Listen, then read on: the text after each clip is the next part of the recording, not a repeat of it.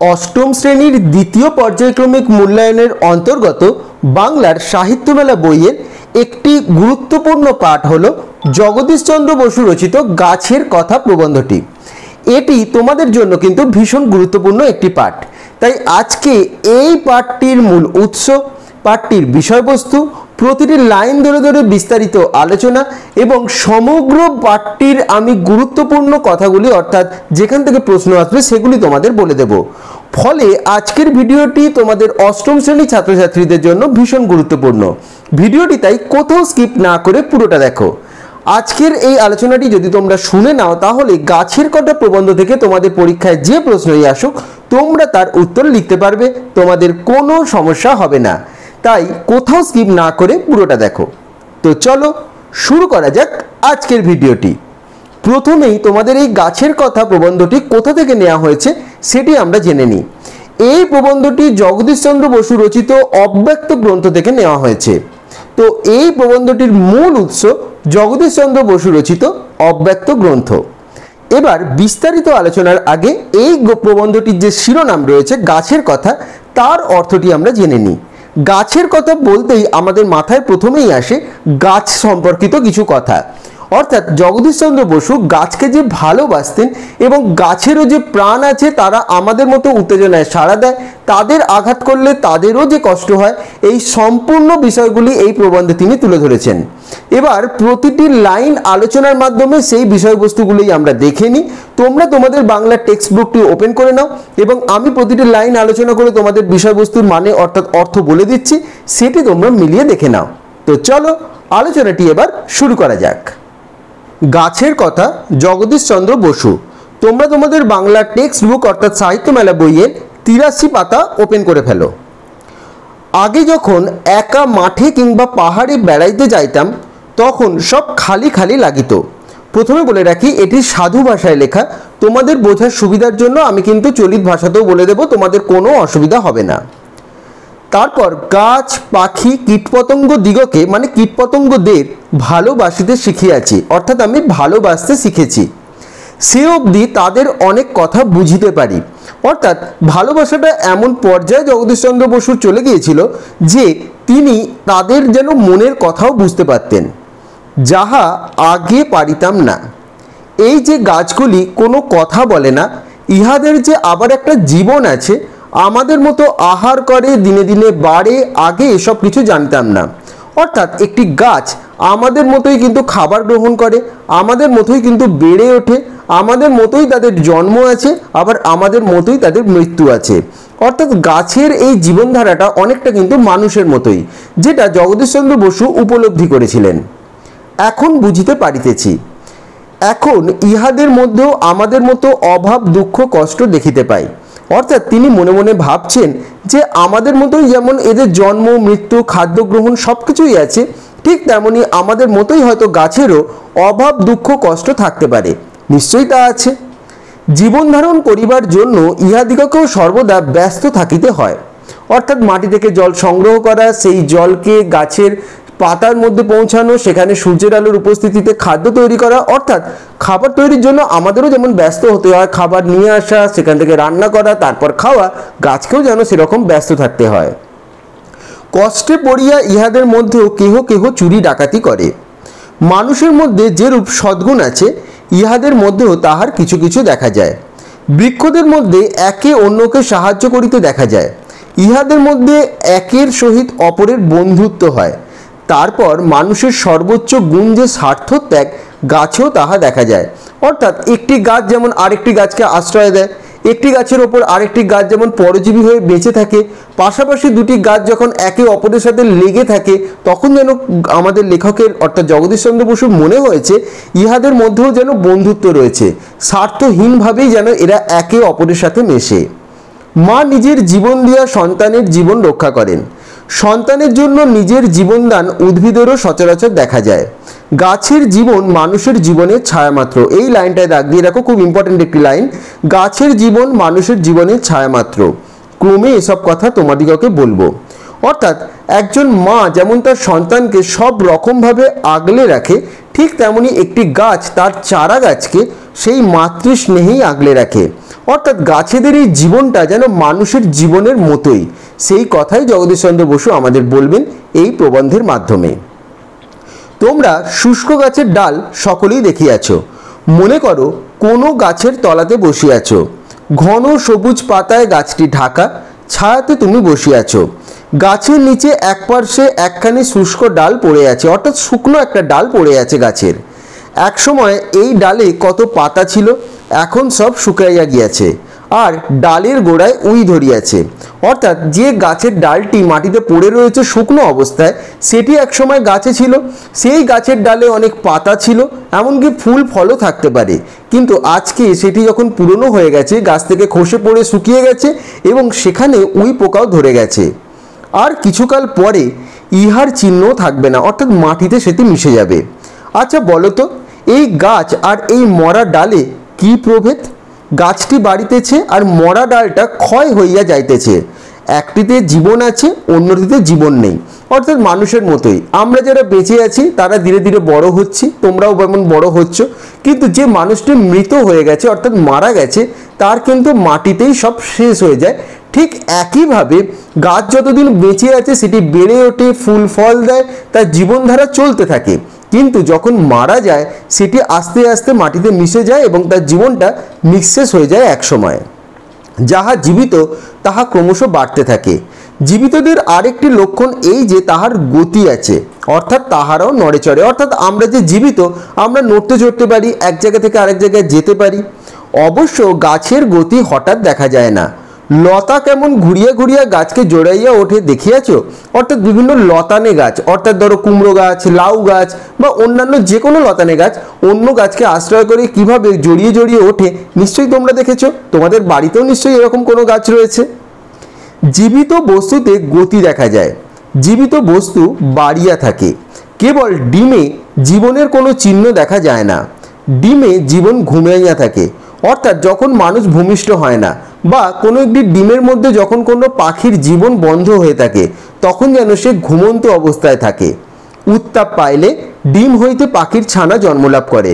অর্থাৎ পাখি কী করে, একটা ডিম পাড়ার পর সেই ডিমটার ওপর বসে তা দেয় এবং সেখান থেকে একটা সময় তার একটি সুন্দর ছানা বের হয় এবং নতুন জন্ম সে লাভ করে। কিন্তু যতদিন পর্যন্ত ডিমের ভেতর সেই ছানাটি ছিল সেটি সুপ্ত অবস্থায় ছিল, যেন ঘুমিয়ে রয়েছে বলে লেখক এখানে বলেছেন। বীজগুলি যেন গাছের ডিম, বীজেরও মধ্যে এরূপ গাছের শিশু ঘুমাইয়া থাকে। মাটি, উত্তাপ এবং জল পাইলে বীজ হইতে বৃক্ষ শিশুর জন্ম নেয়।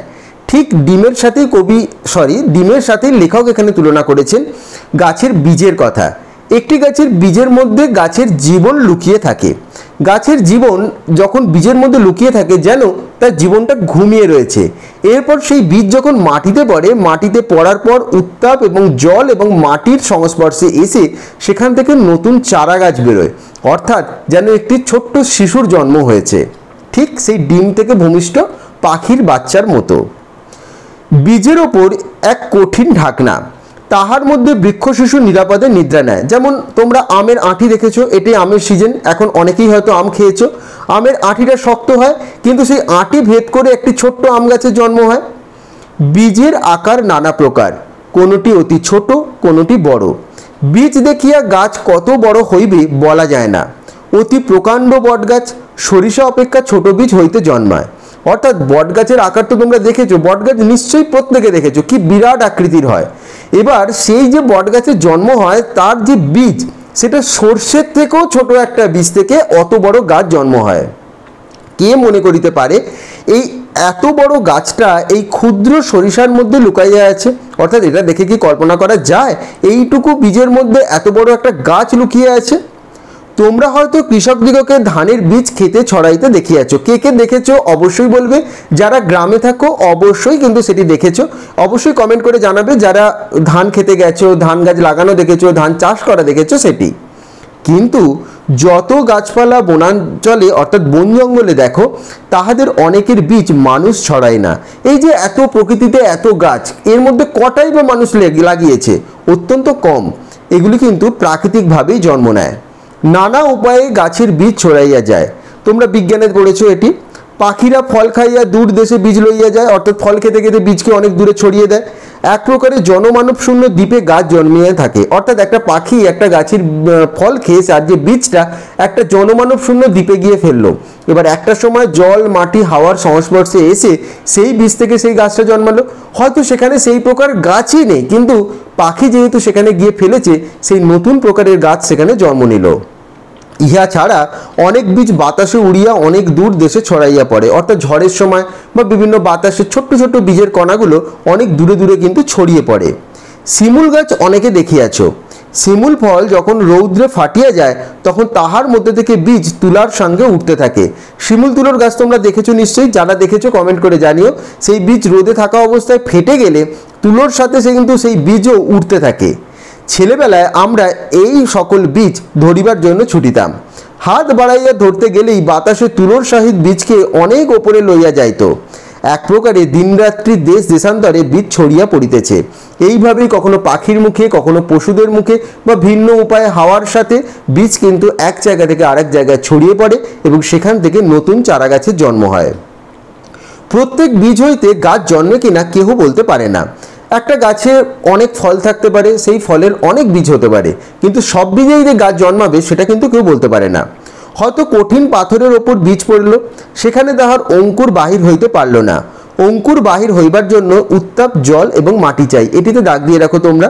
অর্থাৎ একটা গাছের জন্ম হতে গেলে, অর্থাৎ একটা গাছ বড় হতে গেলে তার তিনটে জিনিস কিন্তু অত্যন্ত প্রয়োজন। একটি উত্তাপ, অর্থাৎ সূর্যের উত্তাপ, জল এবং মাটি। এটি ছাড়া কিন্তু চারা গাছের জন্ম হতে পারবে না। এরপর দেখো, যেখানেই বীজ ছড়িয়ে পড়ুক কিনা, দেখো ভালো করে, যেখানেই বীজ পড়ুক না কেন বৃক্ষ শিশু একদিন পর্যন্ত বীজের মধ্যে নিরাপদে ঘুমাইয়া থাকে। অর্থাৎ একটা বিরাট বড় গাছের যে চারা গাছ, সেই চারা গাছটা কোথায় ঘুমিয়ে থাকে? বীজের মধ্যে। সেই বীজটা যতক্ষণ না মাটিতে গিয়ে পড়ছে বা সেখান থেকে চারা গাছ নির্গত হচ্ছে, সেই বীজের মধ্যে চারাটি কিন্তু ঘুমিয়ে থাকে। ঠিক ডিমের মধ্যে যেমন শাবক ঘুমিয়ে থাকে। বাড়িবার উপযুক্ত স্থানে যতদিন না পড়ে ততদিন বাইরের কঠিন ঢাকনা গাছের শিশুটিকে নানান বিপদ হইতে রক্ষা করে। যেমন আমরা বিপদের হাত থেকে বাঁচার জন্য বাড়ির মধ্যে থাকি।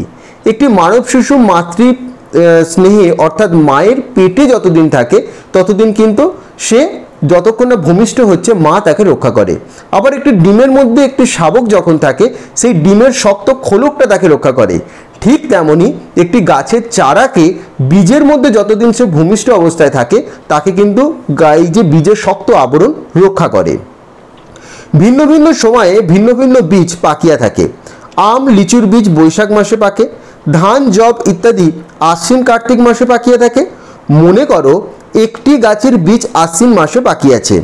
আশ্বিন মাসের শেষে বড় ঝড় হয়, অর্থাৎ আশ্বিনের ঝড় হয়, তোমরা জানো। ঝড়ে পাতা এবং ছোট ছোট ডাল ছিঁড়িয়া চারিদিকে পড়িতেছে। এইরূপে বীজগুলি চারিদিকে ছড়াইয়া পড়ে। প্রবল বাতাসের বেগে কোথায় উড়িয়া যায় কে বলতে পারে? ঝড়ের সময় এই যে কালবৈশাখীর ঝড় হয়, এতে কত গাছের কত বীজ ছড়িয়ে পড়ে, দূরে উড়ে যায়, আমরা কেউ কি বলতে পারি সেটা কোথায় গিয়ে পড়বে? মনে করো একটি বীজ সমস্ত দিনরাত্রি মাটিতে লুটাইতে লুটাইতে একখানা ভাঙা ইট বা মাটির ডেলার নিচে আশ্রয় লইল। কোথায় ছিল, কোথায় আসিয়া পড়িল, অর্থাৎ তার জন্ম হয়তো অনেক দূরে, কিন্তু সে এসে পড়ল আরও অনেক দূরে। ক্রমে ধুলো এবং মাটিতে বৃষ্টি ঢাকা পড়িল। এখন বৃষ্টি মানুষের চক্ষুর আড়াল হইল। আমাদের দৃষ্টি হইতে দূরে গেল বটে, কিন্তু বিধাতার দৃষ্টির বাইরে তো যায় নাই। অর্থাৎ বিধাতা যিনি রয়েছেন তিনি কিন্তু সব দেখছেন, এখানে লেখক বলেছেন। পৃথিবী মাতার ন্যায় তাকে কোলে তুলিয়া লইলেন। অর্থাৎ যেমন একটি অনাথ শিশু, সে যেমন যথোপযুক্ত জায়গায় যদি যায় সেখানে যেমন সে ধীরে ধীরে বড় হয়ে ওঠে, তেমনি বড় বৃক্ষটি থেকে যখন গাছের এই বীজটি বহু দূরে গিয়ে নতুন একটি চারা গাছে জন্ম দিল আমাদের চোখের আড়ালে, তখন পৃথিবী মাতা যেন তাকে শিশুর মতো কোলে তুলে বড় করে তোলেন। বৃক্ষ শিশুটি মাটিতে ঢাকা পড়িয়া বাইরে শীত এবং ঝড় হইতে রক্ষা পাইল। এইরূপে নিরাপদে বৃক্ষ শিশুটি ঘুমাইয়া রইল। অর্থাৎ আমাদের জীবনের মতোই এই যে গাছের জীবন, সেটি লেখক এখানে কল্পনা করেছেন। তো তোমরা বুঝতে পারলে যে এই গাছের জীবনের সাথে আমাদের জীবনের কত মিল, এবং একটি গাছকে আমরা কাটলে তার যতটা কষ্ট হয়, আমাদের হাত কাটলে যেমন কষ্ট হবে ঠিক সেরকমই। তাই কোনো গাছকে কিন্তু তোমরা আঘাত করো না, গাছকে ভালোবাসো, নিজেরা অবশ্যই কিন্তু গাছ লাগাও। দেখবে তোমার লাগানো গাছটি যখন বড় হবে তোমার মনের মধ্যে কত আনন্দ হবে। অন্তত একটি করে গাছ যত্ন করে লাগাও এবং সেটিকে বড় করে তোলো। এবং এই আলোচনার মাধ্যমে বুঝতে পারলে জগদীশচন্দ্র বসুও গাছকে কতটা ভালোবাসতেন। তার অব্যক্ত গ্রন্থের মাধ্যমে এই কথায় তিনি ছত্রে ছত্রে ফুটিয়ে তুলেছেন। আলোচনাটির মাধ্যমে আশা করছি তোমরা বুঝতে পারলে, তোমাদের কোনো সমস্যা হবে না। যদি কোনো জায়গায় বুঝতে অসুবিধা হয় আমাকে কমেন্ট করে জানাবে, আমি সেই উত্তর তোমাদের অবশ্যই দিয়ে দেব। এবং তোমরাও যদি কোনো কিছু বলতে চাও বা তোমাদের মনেও যদি কোনো প্রশ্ন আসে সেটিও কিন্তু আমাকে কমেন্ট করে জানাবে। এবং আবারও বলছি, একটি গাছ একটি প্রাণ, অবশ্যই কিন্তু গাছ লাগাও, তাহলে দেখবে সমাজে তোমরা কতটা উপকার করলে নিজেরাও বুঝতে পারবে না। নিজেদের আনন্দের জন্য গাছ অবশ্যই লাগিও। তো আশা করছি আজকের আলোচনাটি তোমাদের ভালো লেগেছে এবং আজকের আলোচনার মাধ্যমে জগদীশচন্দ্র বসু রচিত গাছের কথা প্রবন্ধটির সম্পূর্ণ অর্থ তোমরা বুঝে গেলে। এখান থেকে পরীক্ষায় তোমাদের যে প্রশ্নই আসুক আশা করি তোমরা তার উত্তর লিখতে পারবে। খুব তাড়াতাড়ি হাতে কলমে প্রশ্ন উত্তরগুলি নিয়ে একটি ভিডিও আমি পাবলিশ করব, তো তার জন্য চ্যানেলটি অবশ্যই সাবস্ক্রাইব করে রেখো। এবং আজকের আলোচনা থেকে যদি তোমাদের কোনো কোয়েশ্চেন থেকে থাকে অবশ্যই আমাকে তোমরা কমেন্ট করে জানাবে, আমি সেই উত্তর তোমাদের অবশ্যই দিয়ে দেব। এবং ভিডিওটি ভালো লেগে থাকলে ভিডিওটি লাইক এবং শেয়ার করে দিও এবং চ্যানেলটি সাবস্ক্রাইব করে দিও। সকলে ভালো থেকো।